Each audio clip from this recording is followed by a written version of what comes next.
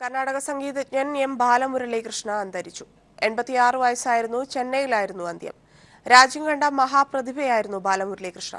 പത്മഭൂഷൺ ഉൾപ്പെടെ നിരവധി പുരസ്കാരങ്ങൾ നൽകി രാജ്യം അദ്ദേഹത്തെ ആദരിച്ചിട്ടുണ്ട്.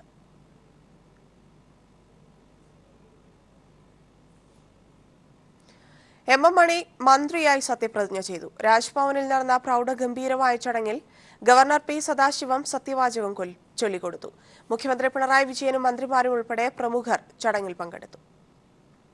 രാജ്ഭവനിൽ പ്രത്യേക പന്തലാണ് എം മണി മന്ത്രിയായി സത്യപ്രതിജ്ഞ ചെയ്യുന്ന ചടങ്ങിനായി ഒരുക്കിയിരുന്നത്. വൈകുന്നേരം 4:30-നായിരുന്നു സത്യപ്രതിജ്ഞാ ചടങ്ങ്. 4:25-ഓടെ ഗവർണർ പി സദാശിവം വേദിയിലെത്തി. തുടർന്ന് ദേശീയ ഗാനാലാപനം നടന്നു. പിന്നീട് ചീഫ് സെക്രട്ടറി പുതിയ മന്ത്രിയായി സത്യപ്രതിജ്ഞ ചെയ്യുന്നതിന് എം മണി എത്തിയ വിവരം ഗവർണറെ അറിയിക്കുകയും ശേഷം ഗവർണറുടെ ക്ഷണപ്രകാരം സത്യപ്രതിജ്ഞ ചെയ്യാനായി എം മണി വേദിയിലേക്ക്. ഭാരതത്തിൻ്റെ ഭരണഘടനയോട് നിർവ്യാജമായ വിശ്വസ്തയും കൂറും പുലർത്തുമെന്നും ഞാൻ ഭാരതത്തിൻ്റെ പരമാധികാരവും അഖണ്ഡതയും നിലനിർത്തുമെന്നും ഞാൻ കേരള സംസ്ഥാനത്തെ ഒരു മന്ത്രി എന്ന നിലയിലുള്ള എൻ്റെ കർത്തവ്യങ്ങൾ വിശ്വസ്തയോടുകൂടിയും മനസാക്ഷിയെ മുൻനിർത്തിയും ഭരണഘടനയും നിയമവും അനുസരിച്ച് ഭീതിയോ പക്ഷാപാതമോ പ്രീതിയോ വിദ്വേഷമോ കൂടാതെ എല്ലാ തരത്തിലുള്ള ജനങ്ങൾക്കും നീതി ചെയ്യുമെന്നും സഗൗരവം പ്രതിജ്ഞ ചെയ്യുന്നു. സത്യപ്രതിജ്ഞ ചെയ്ത മന്ത്രിയെ ഗവർണറും മുഖ്യമന്ത്രിയും പൂച്ചെണ്ട് നൽകി അഭിനന്ദിച്ചു. തുടർന്ന് മന്ത്രിമാരും MLA-മാരും CPM സംസ്ഥാന സെക്രട്ടേറിയറ്റ് അംഗങ്ങളും സംസ്ഥാന കമ്മിറ്റി അംഗങ്ങളും മതമേലധ്യക്ഷന്മാരും ഒന്നൊന്നായി എത്തി മന്ത്രിക്ക് അഭിവാദ്യം അർപ്പിച്ചു. എം മണിയുടെ സത്യപ്രതിജ്ഞ കാണാൻ അദ്ദേഹത്തിന്റെ ഭാര്യയും മക്കളും കുടുംബാംഗങ്ങളും എത്തിയിരുന്നു. ഉടുമ്പൻചോലയിൽ നിന്നുള്ള നിരവധി ആളുകളും സത്യപ്രതിജ്ഞാ ചടങ്ങ് ആവേശത്തോടെ വീക്ഷിച്ചു. ഗവർണറുടെ ചായ സൽക്കാരത്തിന് ശേഷം രാജ്ഭവനിൽ നിന്ന് പോകാനിറങ്ങിയ മന്ത്രി എം മണി തന്നെ കാത്തുനിന്ന മാധ്യമപ്രവർത്തകരുടെ ചോദ്യത്തിന് പ്രതികരിക്കുകയും ചെയ്തു. ഒരു നിലയിലും എന്നെ ഉപദ്രവിച്ച് നിങ്ങൾ സഹായിക്കരുത്. ഞാൻ ചെയ്യുന്ന നല്ല കാര്യങ്ങളെ പറ്റിയല്ല, നല്ല പ്രചരണമൊക്കെ കൊടുത്ത് അതിൻ്റെ ഒരു അംഗീകാരം നിങ്ങൾ വാങ്ങിത്തരണം. അത് നിങ്ങളുടെ ചുമതലയാണ്. പിന്നെ എൻ്റെ ഭാഗത്ത് വീഴ്ച വരാതെ നോക്കേണ്ട ബാധ്യത എനിക്കുണ്ട്. അത് ഞാൻ പരമാവധി നോക്കും. ഏത് വകുപ്പാണെന്നൊക്കെ ഇനിയിപ്പം നാളെ മിക്കവാറും തീരുമാനിക്കുള്ളായിരിക്കും. എന്ത് വകുപ്പാണേലും ശരി, ഒരു കൈ നോക്കും. Sunil Arimanoor, news bureau, Thiruvananthapuram. ഇടുക്കിക്കാരുടെ സ്വന്തം മണിയാശാൻ മന്ത്രിയായ അധികാരമേറ്റപ്പോൾ സ്വന്തം നാട്ടുകാരും ആവേശ ലഹരിയിലായി. പ്രവർത്തകർ നഗരത്തിലൂടെ ആഹ്ലാദ പ്രകടനം നടത്തി. 100 കണക്കിന് ആളുകളാണ് ആഹ്ലാദ പ്രകടനത്തിൽ പങ്കെടുത്തത്.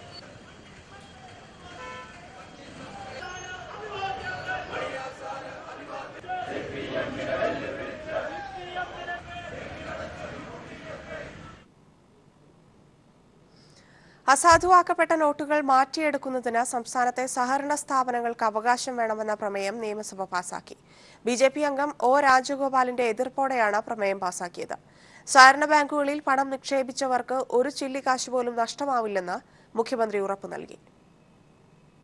സഹകരണ മേഖലയെ തകർക്കാനുള്ള കേന്ദ്ര നീക്കങ്ങൾ 4 മണിക്കൂർ 15 മിനിറ്റ് നീണ്ട പ്രത്യേക സമ്മേളനത്തിൽ നിയമസഭ ചർച്ച ചെയ്തു. പിന്നീട് നോട്ടുമാറ്റത്തിൽ സഹകരണ ബാങ്കുകളോട് വേർതിരിവ് പാടില്ലെന്ന് പ്രമേയം പാസാക്കി. സഹകരണ സ്ഥാപനങ്ങളിൽ പണം നിക്ഷേപിച്ചവർക്ക് ഒരു ചില്ലിക്കാശ് പോലും നഷ്ടപ്പെടില്ലെന്ന് മുഖ്യമന്ത്രി ഉറപ്പു നൽകി.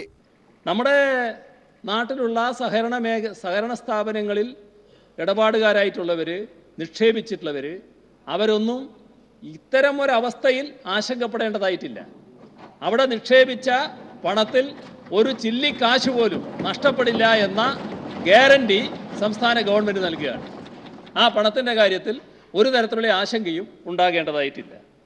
സങ്കുചിത രാഷ്ട്രീയം മറന്ന് കേന്ദ്ര നീക്കങ്ങൾക്കെതിരെ ഒന്നിച്ചു നിൽക്കണമെന്ന് പ്രതിപക്ഷ നേതാവ് രമേശ് ചെന്നിത്തല ആവശ്യപ്പെട്ടു.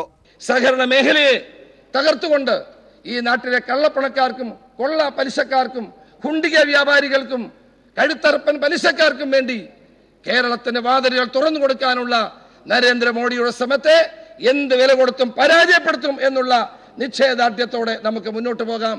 കള്ളപ്പണം വെളുപ്പിക്കാനുള്ള സ്ഥാപനങ്ങളായി സഹകരണ ബാങ്കുകളെ മാറ്റുന്നുവെന്നായിരുന്നു O രാജഗോപാലിന്റെ വിയോജിപ്പ്. നിർഭാഗ്യവശാൽ ആ സഹകരണ സ്ഥാപനങ്ങൾ എന്തുദ്ദേശം കൊണ്ടാണോ വന്നിട്ടുള്ളത് അതിന് വിരുദ്ധമായിട്ട് ഇപ്പോൾ മറ്റു ഭാഗങ്ങളിൽ നിന്ന് കള്ളപ്പണം വെളുപ്പിക്കാൻ വേണ്ടി കേരളത്തിലെ ബാങ്കുകളിൽ കൊണ്ടുവന്ന് നിക്ഷേപിക്കുന്നതായിട്ടുള്ള റിപ്പോർട്ടുകൾ നമ്മൾ കാണുന്നു. സംസ്ഥാനത്ത് നിന്നുള്ള സർവകക്ഷി സംഘം 24-ാം തീയതി വ്യാഴാഴ്ച ദില്ലിയിലെത്തി പ്രധാനമന്ത്രിയെയും ധനമന്ത്രിയെയും കാണും. News bureau, Thiruvananthapuram. സഹകരണ മേഖലയെ സംരക്ഷിക്കാനുള്ള പ്രമേയ ചർച്ചയിൽ കേന്ദ്ര സർക്കാരിനെതിരെ രൂക്ഷ വിമർശനവുമാണ് ഉയർന്നത്. റിസർവ് ബാങ്കും സഹകരണ മേഖലയെ തകർക്കാൻ കൂട്ടുനിൽക്കുന്നതായി മന്ത്രി AC മൊയ്തീൻ ആരോപിച്ചു. സഹകരണ മേഖലയെ തകർക്കാൻ കൂട്ടുനിൽക്കുന്ന കുമ്മനത്തെയും കൂട്ടരെയും ചവിട്ടി പുറത്താക്കണമെന്ന് VS അച്യുതാനന്ദൻ പറഞ്ഞു. രാഷ്ട്രീയ അഭിപ്രായ വ്യത്യാസം മറികടന്ന് ഒറ്റക്കെട്ടായി നീങ്ങണമെന്ന വാദമാണ് ഭരണപ്രതിപക്ഷം ഒന്നടങ്കം പങ്കുവച്ചത്. നോട്ട് പ്രതിസന്ധിയുമായി ബന്ധപ്പെട്ട് കേന്ദ്ര സർക്കാർ കേരളത്തിനെതിരെ നടത്തുന്ന ആരോപണങ്ങളെ ചേർത്തുള്ള രൂക്ഷ വിമർശനങ്ങൾക്കാണ് നിയമസഭയുടെ പ്രത്യേക സമ്മേളനം സാക്ഷ്യം വഹിച്ചത്. സഹകരണ മേഖലയെ തകർക്കാൻ റിസർവ് ബാങ്കും കൂട്ടുനിൽക്കുന്നതായി മന്ത്രി AC മൊയ്തീൻ ആരോപിച്ചു. പ്രാഥമിക സംഘങ്ങളുടെ പണമിടപാട് തടഞ്ഞ നടപടിയും സഹകരണ മേഖലയെ തകർക്കാനുള്ള പുതിയ ഗൂഢാലോചനയിൽ RBI കൂടി പങ്കാളിയാകുകയാണ് എന്ന് സംശയിക്കേണ്ടി വരുന്നു സർ. കേരളത്തിലെ സഹകരണ പ്രസ്ഥാനത്തെ ചോരയിൽ മുക്കിക്കൊല്ലുന്നതായി VS അച്യുതാനന്ദൻ ആരോപിച്ചു. മേഖലയെ തകർക്കാൻ കൂട്ടുനിൽക്കുന്ന കുമ്മനത്തെയും കൂട്ടരെയും ചവിട്ടി പുറത്താക്കണമെന്നതായിരുന്നു VSന്റെ നിലപാട്. ഒത്തിരി ചോരയും കണ്ണീരുമൊക്കെയാണ് കേരളത്തിലെ സഹകരണ പ്രസ്ഥാനം ശക്തിപ്പെടുത്തിയത്. അത് കേരളത്തിന്റെ ചോരയും പ്രാണനുമാണ്. അതിനെ ഇല്ലാതാക്കാൻ എന്ത് പറഞ്ഞാൽ കേരളത്തെ ശ്വാസം മുട്ടിച്ചു കൊല്ലുക എന്നാണ് അർത്ഥം. അത് അനുവദിക്കാൻ പാടില്ല. അതിന് കൂട്ടുനിൽക്കുന്ന കുമ്മനത്തെയും കൂട്ടരെയും കേരളത്തിൽ ചവിട്ടി പുറത്താക്കുക തന്നെ ചെയ്യും. കേരളത്തിന്റെ ഒറ്റക്കെട്ടായ പ്രതിഷേധം അതേ തീവ്രതയിൽ തന്നെ പ്രതിപക്ഷവും അവതരിപ്പിച്ചു. ഭരണഘടനാ വിരുദ്ധമായ നിലപാടുകളാണ് കേന്ദ്രത്തിന്റേതെന്നും മാപ്പർഹിക്കാത്ത കുറ്റമാണിതെന്നും മുൻ മുഖ്യമന്ത്രി ഉമ്മൻചാണ്ടി പറഞ്ഞു. നെഗ്ലിജൻസ് എന്ന് പറഞ്ഞാൽ പോരാ, ക്രിമിനൽ നെഗ്ലിജൻസ്. 133 കോടി ജനങ്ങളെ സർ അറിഞ്ഞോണ്ട് ഭരണഘടനാ വിരുദ്ധമായിട്ടുള്ള വ്യവസ്ഥകളാണ് അവർ നടപ്പിലാക്കുന്നത്. സഹകരണ മേഖലയെ സംരക്ഷിക്കാൻ ഒറ്റക്കെട്ടായി നിൽക്കണമെന്നും ഇതിനായി ഏതറ്റം വരെയും പോകാമെന്ന നിലപാടായിരുന്നു PK കുഞ്ഞാലിക്കുട്ടി പങ്കുവച്ചത്. ഇത് പരിഹരിക്കുന്നവരെ കേരളത്തിന്റെ പ്രശ്നം എന്നുള്ള നിലയിൽ ഈ വിഷയത്തിൽ ഏതറ്റം പോകാനും ഞങ്ങൾ സഹകരിക്കാനും ഞങ്ങൾ തയ്യാറാണ്. ഭരണപ്രതിപക്ഷം ഒന്നടങ്കം കേരളത്തിന്റെ പ്രതിഷേധം രാഷ്ട്രീയ ഭേദമന്യായിരുന്നു നിയമസഭയിൽ പങ്കുവച്ചത്. നിയമസഭയിൽ നിന്നും S ഷീജ. വാർത്തകളിലേക്ക്. സഹകരണ പ്രതിസന്ധിയിൽ സംയുക്ത സമരം വേണ്ടെന്ന സുധീരന്റെ നിലപാട് കോൺഗ്രസ് ഗ്രൂപ്പ് വഴക്ക് മൂലമെന്ന് CPIM സംസ്ഥാന സെക്രട്ടറി കോടിയേരി ബാലകൃഷ്ണൻ. LDF അധികാരത്തിൽ വന്ന ശേഷം ഒരു സഹകരണ സ്ഥാപനവും CPIM പിടിച്ചെടുത്തിട്ടില്ലെന്നും കോടിയേരി പാലക്കാട് പ്രതികരിച്ചു. എല്ലാ രാഷ്ട്രീയ പാർട്ടികളും ഒന്നിച്ചിട്ടാണ് ഇടപെടുന്നത്.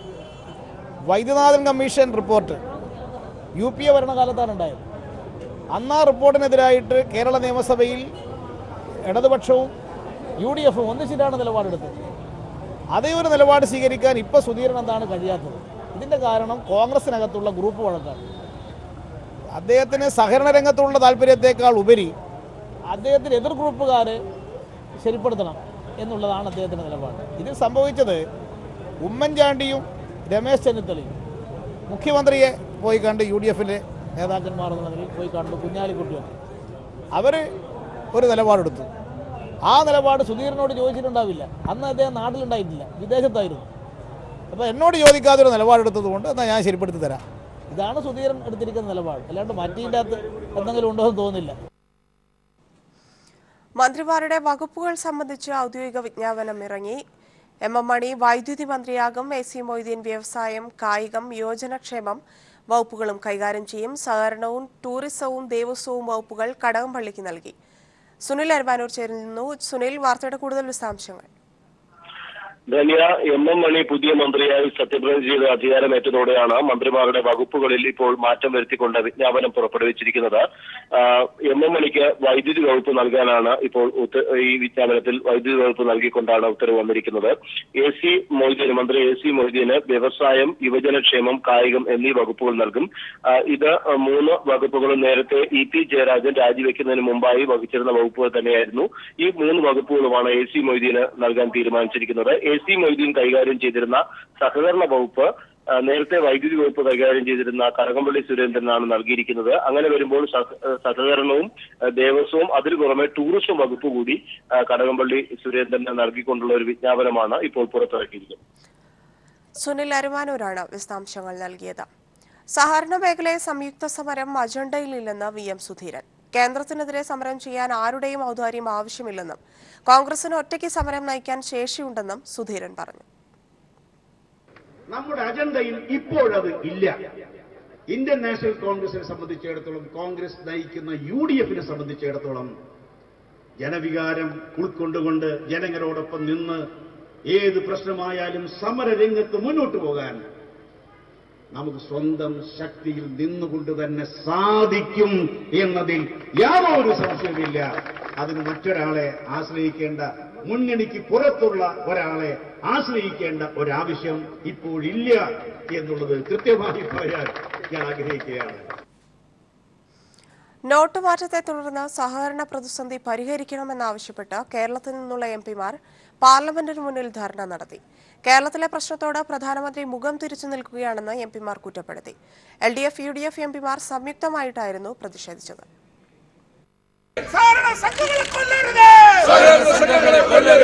നോട്ടുകൾ നിരോധിച്ചതിനെ തുടർന്ന് സംസ്ഥാനത്തെ സഹകരണ മേഖലയിൽ ഉണ്ടായ പ്രതിസന്ധി പരിഹരിക്കാൻ കേന്ദ്ര സർക്കാർ ഇടപെടുന്നില്ലെന്ന് ചൂണ്ടിക്കാട്ടിയാണ് MP-മാർ ധർണ നടത്തിയത്. പാർലമെന്റിന് മുമ്പിൽ നടത്തിയ ധർണയിൽ LDF, UDF MP-മാർ സംയുക്തമായി പങ്കെടുത്തു. സംസ്ഥാനത്തെ ഗ്രാമീണ മേഖലയിലെ 90% വരുന്ന നിക്ഷേപങ്ങളെ ആശങ്കയിലാക്കുന്നതാണ് കേന്ദ്ര സർക്കാരിന്റെ നടപടിയെന്ന് MP-മാർ കുറ്റപ്പെടുത്തി. സഹകരണ ബാങ്കുകളിൽ ആദായ നികുതി വകുപ്പിന് എപ്പോൾ വേണമെങ്കിലും പരിശോധന നടത്താമെന്നും കേരള സർക്കാർ വ്യക്തമാക്കിയിട്ടുണ്ട്. ഇതോടെ ധനമന്ത്രാലയത്തിന്റെ പരാതി തീർന്നതാണെന്നും ഇനിയെങ്കിലും സഹകരണ ബാങ്കുകൾക്കുള്ള നിയന്ത്രണം എടുത്തുകളയണമെന്നും ധർണയിൽ സംസാരിച്ച AK ആന്റണി ആവശ്യപ്പെട്ടു. കേരളത്തിലെ സഹകരണ സംഘങ്ങൾ ഒരുമിച്ച് തീരുമാനിച്ചു, ഇൻകം ടാക്സ് ഡിപ്പാർട്ട്മെന്റ് ആവശ്യപ്പെട്ടാൽ കണക്കുകൾ പരിശോധിക്കാൻ, കണക്കുകൾ നൽകാൻ തയ്യാറാണെന്ന് കേരള ഗവൺമെന്റ് പറഞ്ഞിരിക്കുന്നു. സഹകരണ പ്രസ്ഥാനങ്ങൾ പറഞ്ഞു. ഇനി എന്താ ന്യായം? ഇവിടെ കൊമേഴ്സ്യൽ ബാങ്കുകൾക്ക് നൽകിയിരിക്കുന്ന അതേ അധികാരം, അവകാശം ജനകീയ പ്രസ്ഥാനമായ സഹകരണ ബാങ്കുകൾക്ക് നൽകണം. കേരളത്തിന്റെ ആശങ്ക അറിയിക്കാൻ പലതവണ ശ്രമിച്ചെങ്കിലും പ്രധാനമന്ത്രി MP-മാർക്ക് അനുമതി നിഷേധിച്ചെന്ന് P. കരുണാകരൻ MP ചൂണ്ടിക്കാട്ടി. സാധാരണക്കാരെ വലയ്ക്കുന്നതാണ് കേന്ദ്ര സർക്കാരിന്റെ തീരുമാനം. 14,000-ഓളം ബ്ലേഡ് കമ്പനികൾ നമ്മുടെ സംസ്ഥാനത്തുണ്ട്. ഈ സഹകരണ പ്രസ്ഥാനം തകർന്നാൽ യഥാർത്ഥത്തിൽ ഈ ബ്ലേഡ് കമ്പനികൾക്കായിരിക്കും അതിന് ഗുണം കിട്ടുക. സഹകരണ പ്രതിസന്ധി ചൂണ്ടിക്കാട്ടി കേരള മുഖ്യമന്ത്രി, MP-മാർ എന്നിവർ കേന്ദ്ര ധനമന്ത്രി അരുൺ ജെയ്റ്റ്ലിയെ കണ്ടിരുന്നു. പക്ഷേ അനുകൂല തീരുമാനം ഉണ്ടാകാത്ത സാഹചര്യത്തിലാണ് പ്രതിഷേധ ധർണ. News bureau, Delhi. വാർത്തകളിലേക്ക്. സംസ്ഥാനത്തെ സഹകരണ പ്രതിസന്ധിയിൽ പാർലമെന്റിലും പ്രതിഷേധം. വിഷയം ചർച്ച ചെയ്യണമെന്നാവശ്യപ്പെട്ട് KK രാഗേഷ് MP രാജ്യസഭയിൽ അടിയന്തര പ്രമേയത്തിന് നോട്ടീസ് നൽകി. കേന്ദ്ര സർക്കാരിന്റെ അവഗണനയ്ക്കെതിരെ കേരളത്തിൽ നിന്നുള്ള MP-മാർ രാജ്യസഭയുടെ നടുത്തളത്തിലിറങ്ങി. അതേസമയം നോട്ട് പ്രതിസന്ധിയിൽ ഭരണ പ്രതിപക്ഷ വാക്കേറ്റത്തെ തുടർന്ന് ലോക്സഭയും രാജ്യസഭയും ഇന്നത്തേക്ക് പിരിഞ്ഞു. നോട്ട് മാറ്റത്തെക്കുറിച്ച് ജനഹിത വോട്ടെടുപ്പ് നടത്തുമെന്ന് നരേന്ദ്രമോദി BJP പാർലമെന്ററി പാർട്ടി യോഗത്തെ അറിയിച്ചു. നോട്ടുമാറ്റത്തിൽ രാജ്യത്തു നിന്നും വിമർശനം നേരിടുന്ന സാഹചര്യത്തിലാണ് ജനഹിതം നടത്തുമെന്ന് പ്രധാനമന്ത്രി നരേന്ദ്രമോദി അറിയിച്ചത്. ഇതിനായി നരേന്ദ്രമോദി എന്ന പേരിലുള്ള മൊബൈൽ ആപ്പിൽ അഭിപ്രായം രേഖപ്പെടുത്താം. പാവങ്ങൾക്ക് വേണ്ടിയാണ് നോട്ട് പിൻവലിച്ചതെന്നും മോദി BJP പാർലമെന്ററി പാർട്ടി യോഗത്തിൽ പറഞ്ഞു. എന്നാൽ സഭയിലെത്തി മറുപടി പറയുന്നതിനെക്കുറിച്ച് മോദി ഒന്നും പറഞ്ഞില്ല. മോദി എത്താതെ നോട്ട് വിഷയത്തിൽ ചർച്ചയില്ലെന്ന നിലപാടിൽ രാജ്യസഭയിൽ പ്രതിപക്ഷം ഉറച്ചു നിന്നതോടെ 5-ാം ദിവസവും സഭാ നടപടികൾ തടസ്സപ്പെട്ടു. കേരളത്തിലെ സഹകരണ പ്രതിസന്ധി ചർച്ച ചെയ്യണമെന്നാവശ്യപ്പെട്ട് KK രാഗേഷ് MP അടിയന്തര പ്രമേയത്തിന് നോട്ടീസ് നൽകി. കേന്ദ്ര സർക്കാർ അവഗണനയ്ക്കെതിരെ കേരള MP-മാർ സഭയുടെ നടുത്തളത്തിലിറങ്ങി. ലോക്സഭയിൽ നോട്ടുമാറ്റം ഭരണ പ്രതിപക്ഷ വാക്കേറ്റത്തിനിടയാക്കി. TV-യിൽ സംസാരിക്കുന്ന പ്രധാനമന്ത്രി സഭയിലെത്തി സംസാരിക്കുന്നില്ലെന്ന് രാഹുൽ ഗാന്ധി കുറ്റപ്പെടുത്തി. പാർലമെന്റ് വലപ്പിലെത്തിയ മോദി സഭയ്ക്കുള്ളിലെത്താത്തത് പാർലമെന്റിനോടുള്ള അവഹേളനമെന്ന് സീതാറാം യെച്ചൂരിയും വിമർശിച്ചു. If the Prime Minister refuses to be answerable to the Parliament, then there is actually complete constitutional breakdown. ലോക്സഭയിൽ ചർച്ചയ്ക്ക് തയ്യാറാണെന്ന് ജെയ്റ്റ്ലി അറിയിച്ചെങ്കിലും മോദി എത്താതെ ചർച്ചയില്ലെന്ന് പ്രതിപക്ഷം അറിയിച്ചു. ഇതോടെ ഭരണപക്ഷ ബെഞ്ചുകൾ പ്രതിപക്ഷത്തിനെതിരെ മുദ്രാവാക്യം വിളിയുമായി രംഗത്തെത്തി. തുടർച്ചയായി സഭാ നടപടികൾ തടസ്സപ്പെടുന്നതിൽ ലോക്സഭാ സ്പീക്കർ സുമിത്രാ മഹാജനും രാജ്യസഭാ ഉപാധ്യക്ഷൻ PJ കുര്യനും ആശങ്ക രേഖപ്പെടുത്തിയിട്ടുണ്ട്. News bureau, Delhi. സഹകരണ ബാങ്കുകൾക്ക് ഇളവ് നൽകുന്ന കാര്യം കേന്ദ്ര സർക്കാരിന്റെ പരിഗണനയിൽ. നബാർഡിന്റെ സഹായത്തോടെ പ്രതിസന്ധി പരിഹരിക്കാനുള്ള ശ്രമമാണ് ആരംഭിച്ചത്. കേരളം ഉൾപ്പെടെയുള്ള സംസ്ഥാനങ്ങളുടെ ശക്തമായ സമ്മർദ്ദത്തെ തുടർന്നാണ് കേന്ദ്രം നിലപാട് മയപ്പെടുത്താനൊരുങ്ങുന്നത്. നോട്ട് മാറി നൽകുന്നത് വിലക്കിയതുൾപ്പെടെ രാജ്യത്തെ സഹകരണ ബാങ്കുകളെ കടുത്ത പ്രതിസന്ധിയിലാക്കിയ RBI നടപടിയിൽ വലിയ പ്രതിഷേധമാണ് ഉയർന്നു വന്നത്. കേരള മുഖ്യമന്ത്രിയും മന്ത്രിമാരും നേരിട്ട് പ്രതിഷേധത്തിന് നേതൃത്വം നൽകിയതുൾപ്പെടെയുള്ള സംഭവങ്ങൾ കേന്ദ്രത്തിന് തലവേദന സൃഷ്ടിച്ചു. ഉത്തർപ്രദേശ് ഭരണകക്ഷിയായ സമാജ്വാദി പാർട്ടിയുടെ തലവൻ മുലായം സിംഗ് യാദവ്, പഞ്ചാബ് മുഖ്യമന്ത്രി പ്രകാശ് സിംഗ് ബാദൽ, NCP നേതാവ് ശരത് പവാർ തുടങ്ങിയവർ സഹകരണ വിഷയത്തിൽ കേന്ദ്രത്തിനെതിരെ ശക്തമായ നിലപാടുമായി രംഗത്ത് വന്നു. സഹകരണ ബാങ്കുകൾക്കെതിരായ നീക്കത്തിനെതിരെ ഗുജറാത്തിലെ കർഷകർ പ്രതിഷേധവുമായി തെരുവിലിറങ്ങിയതും രാഷ്ട്രീയമായി BJPക്ക് തിരിച്ചടിയായി. ഈ സാഹചര്യത്തിലാണ് BJP അധ്യക്ഷൻ അമിത്ഷാ ധനമന്ത്രി അരുൺ ജെയ്റ്റ്ലിയുമായി കൂടിക്കാഴ്ച നടത്തി പ്രശ്നപരിഹാരത്തിന് മാർഗങ്ങൾ ആരാഞ്ഞത്. സഹകരണ ബാങ്കുകൾക്ക് ചില ഇളവുകൾ നൽകുന്ന കാര്യത്തിൽ റിസർവ് ബാങ്കിന് ധനമന്ത്രാലയം നിർദ്ദേശം നൽകിയെന്നാണ് സൂചന.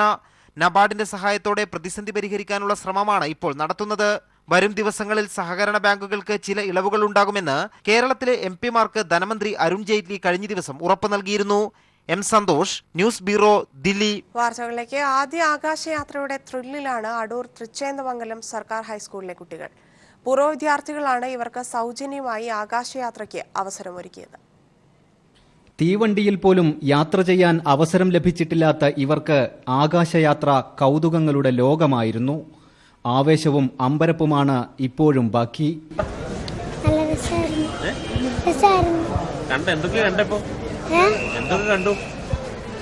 ആകാശങ്ങളിലും മേഘങ്ങളും മഞ്ഞ് പോലെ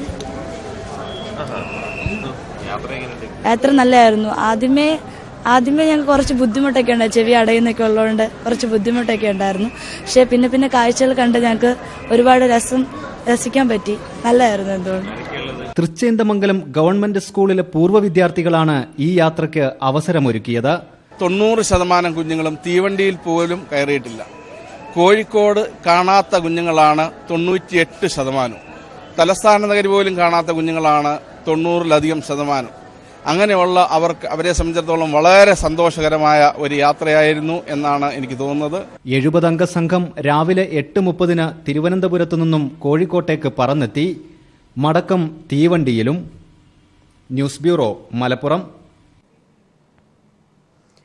പ്രമുഖ ഭൗതിക ശാസ്ത്രജ്ഞനും മുൻ കേന്ദ്ര ശാസ്ത്ര സാങ്കേതിക വകുപ്പ് മന്ത്രിയുമായ MGK മേനോൻ അന്തരിച്ചു. 88 വയസ്സായിരുന്നു. ദില്ലിയിലെ ആശുപത്രിയിലായിരുന്നു അന്ത്യം. കഴിഞ്ഞ 5 പതിറ്റാണ്ടിനുള്ളിൽ രാജ്യത്തെ ശാസ്ത്ര സാങ്കേതിക വളർച്ചയിൽ ദീർഘവീക്ഷണത്തോടെ പദ്ധതികൾ ആവിഷ്കരിക്കുന്നതിൽ പ്രധാന പങ്കുവഹിച്ച ശാസ്ത്രജ്ഞനാണ് MGK മേനോൻ.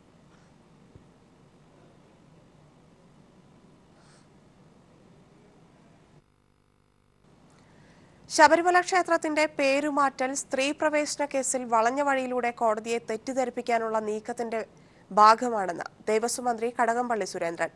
പേരുമാറ്റാൻ ദേവസ്വം ബോർഡിന് അധികാരമില്ല. ഇത് നിയമവിരുദ്ധമാണ്. ഇക്കാര്യത്തിൽ നിയമവശങ്ങൾ പരിശോധിച്ച് തുടർ നടപടികൾ എടുക്കുമെന്നും കടകംപള്ളി തിരുവനന്തപുരത്ത് പ്രതികരിച്ചു. ഇത് യഥാർത്ഥത്തിൽ നിയമവിരുദ്ധമായിട്ടുള്ള തീരുമാനമാണ്. അതുകൊണ്ട് തന്നെ നിശ്ചയമായിട്ടും അത്തരമൊരു നിയമവിരുദ്ധ തീരുമാനം എങ്ങനെ സ്വീകരിച്ചു എന്നതിനെ സംബന്ധിച്ച് അന്വേഷിക്കാൻ ഗവൺമെന്റിന് ബാധ്യതയുണ്ട്. അത് ഗവൺമെന്റ് അന്വേഷിക്കും. ആവശ്യം വേണ്ടതായിട്ടുള്ള നടപടികളിലേക്ക് ഗവൺമെന്റ് പോകും. പിൻവാതിലൂടെ സഞ്ചരിച്ച് കോടതിയെ തെറ്റിദ്ധരിപ്പിച്ച് തങ്ങൾക്ക് അനുകൂലമായി കോടതിയുടെ താല്പര്യങ്ങളെ മാറ്റിയെടുക്കാൻ ശ്രമിക്കുന്നതല്ലേ. കോടതി അതിൻ്റെ സമസ്ത തലങ്ങളും വിശദമായിട്ട് പരിശോധിക്കട്ടെ. നിയമവ്യവസ്ഥയെ തന്നെ അട്ടിമറിക്കുന്നതിന് വേണ്ടി ഈ വളഞ്ഞ വഴി സ്വീകരിക്കാൻ പാടുണ്ടോ?